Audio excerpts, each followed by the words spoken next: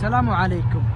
هذا المقطع يخرج من ذمتي لذمة كل من يراه، نوصله إلى أبينا والملك سلمان بن عبد العزيز حفظه الله، ونوصله إلى ولي العهد ولي العهد محمد بن سلمان أدام الله عزه، وإلى رئيس هيئة الأمر بالمعروف والنهي عن منكر، وإلى مفتي المملكة عبد العزيز آل الشيخ.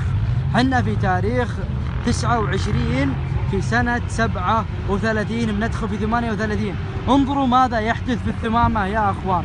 أقسم بالله الذي نفسي بيده إني أرى بين هذول الشباب بنات يبكون، طلعوا على نياتهم مع الشباب ولكن غدروا بهم، وأرى بينهم شباب يتشبهون بالنساء. هذه اللي حدث الآن بعد سحب الإصلاحيات من هيئة الأمر بالمعروف والنهي عن منكر.